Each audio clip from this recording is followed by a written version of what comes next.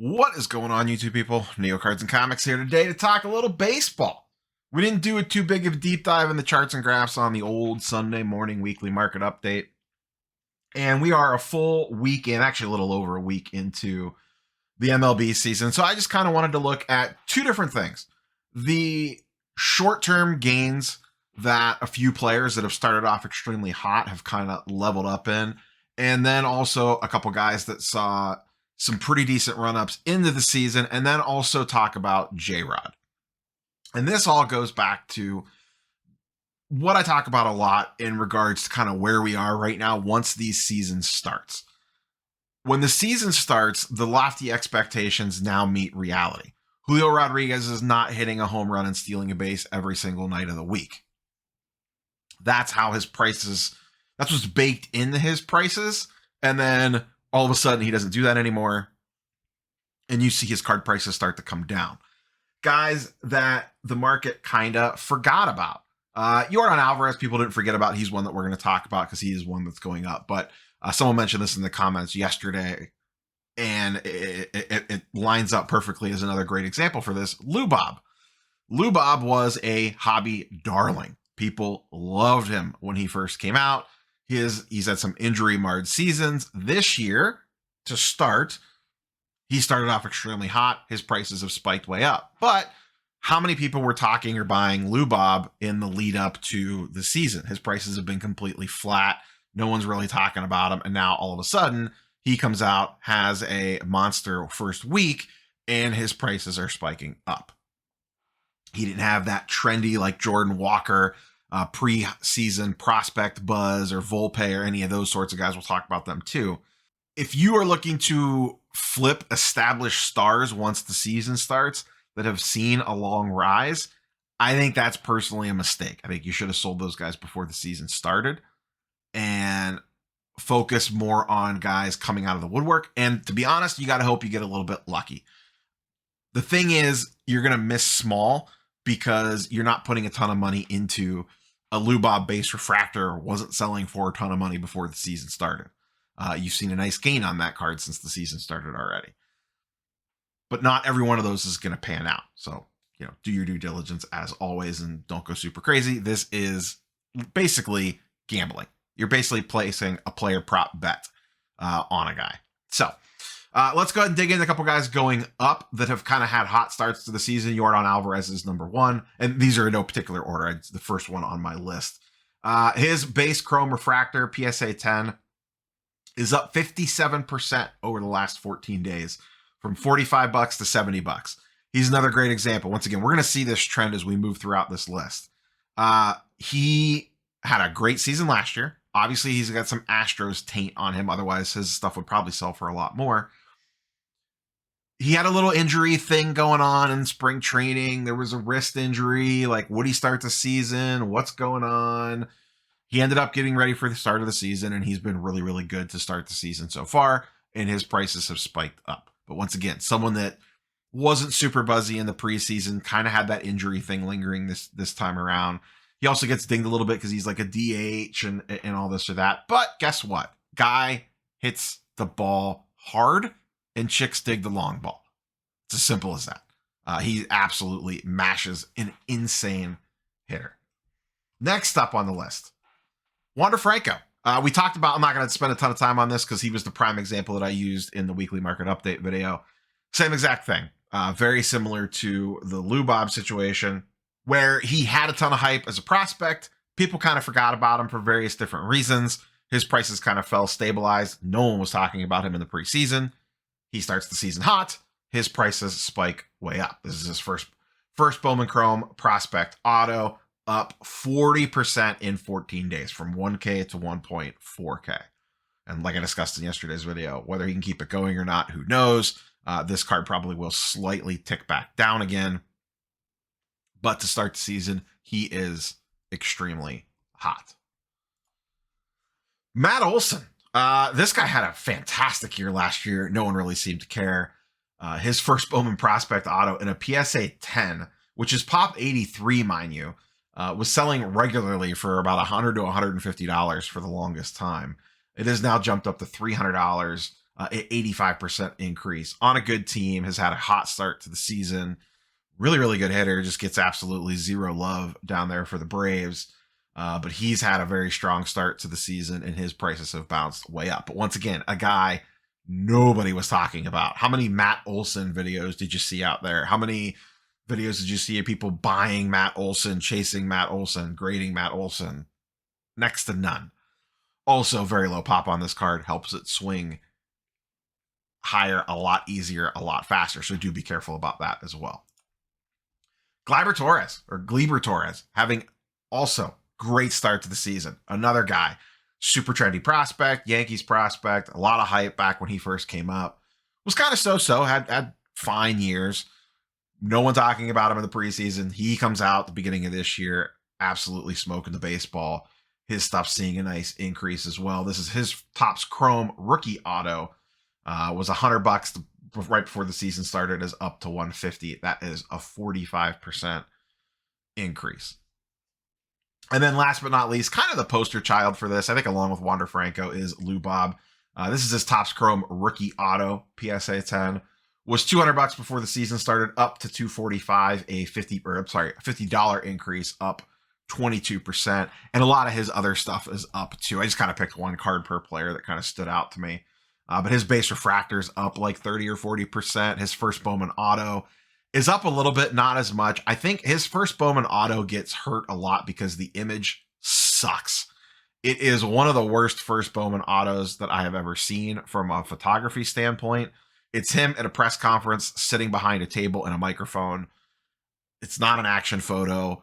I think it really hurts the card. I think it really, really does. I always liked his rookie auto with him fielding. And his refractor is not bad. It's him swinging the bat. But his first Bowman auto, I think, gets really hurt because the image selection was so terrible. These card companies could do a lot better job at photo selections of these players. I get first Bowman's kind of weird. It's a minor league product, but at least have the guy swinging the bat or something. Come on. But Lou Bob's uber talented. It's just a matter of health. Can he stay healthy? That's the real question. Let's look at some more longer form type stuff. And what I mean by longer form, like longer running, longer on ramp. Because a lot of these guys, this section that we're about to go over here, if you look at the last 14 days, their prices have been flat to slightly down since the season started. But the run up to the season, they got a ton of buzz. Jordan Walker, number one on that list, and he is having a pretty decent start to the season. But that's really just kind of holding his prices firm. Since the season started, he hasn't gone up a ton, even though he started really strong. But the buzz on him was so insane, created a lot of interest. And now, once again, as we talked about, expectations meet reality. What does he have to do to maintain either a price increase or just price stability? It has to be a lot. We saw that last year with J-Rod. J-Rod had a good season, and it was just enough to basically hold his prices flat to slightly up as the season went on his first Bowman stuff. But Jordan Walker, his 2020, and once again, this going back 60 days, so I wanted to capture February all the way up into the lead up of spring training. This is his base Chrome refractor, non-auto. His autos just don't have a lot of transaction history. That's why I didn't use those. And his base Sapphire, both since February are up about 30 to 35%. But as you've noticed, they saw their huge increase throughout the spring, and now we got in the season here, and they have basically kind of flattened out. The Sapphire specifically has gone flat, and then the Chrome Refractor has actually kind of dipped and dived and gone all around. You see the same thing with Volpe here. This is his first Bowman, just the base, not auto, just his first Bowman prospect, PSA 10. So not a crazy expensive card. But back in February, this was going for about $65. The spring training hype kicks up. It is now up 155%. That's a $100 increase since February. But you can see since the season started now, it actually dipped off a little bit. It is starting to rally back just a little. But once again, if you look over the last 14 days, this card is flat to slightly down. Whereas you see the run up here, this thing was on, like a roller coaster heading on up. And now we're starting to see that other side, what happens from here. He's batting ninth. He's playing okay. He's not smoking the ball or doing anything crazy, but he's completely holding his own in the majors. On the higher end, looking at his auto, we see similar stuff, but it fell a little bit harder and a little bit faster. Back in February, it was going for $850 PSA 10, first Bowman. got all the way up to around 1.5K when he first got called up. The season has now started. It was at 1.5K right when the season started. It has now dipped back down to 1.2 and 1.2 for his 2 sales since the season started, because once again, the buzz was insane, got him the rise. The season started, as we just discussed, he's batting 9th. He's not exactly doing anything super crazy, just having a perfectly fine average MLB season for a rookie shortstop batting 9th. That's not enough to maintain this sort of rise.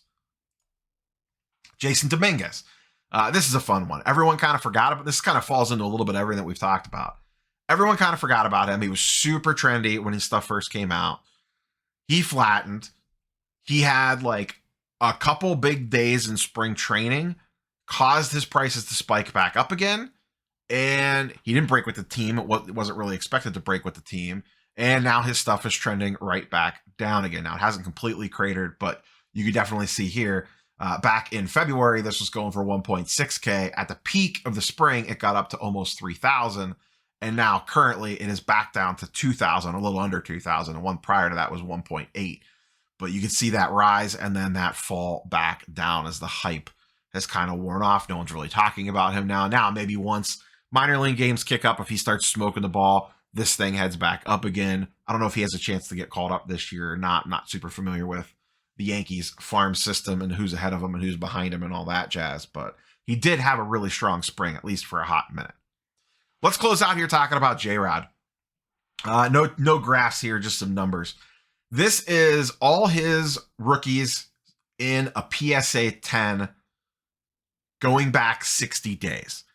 What I kind of want to highlight here is look at how much. Now, the one thing to be fair on this is most of this product came out late in the year.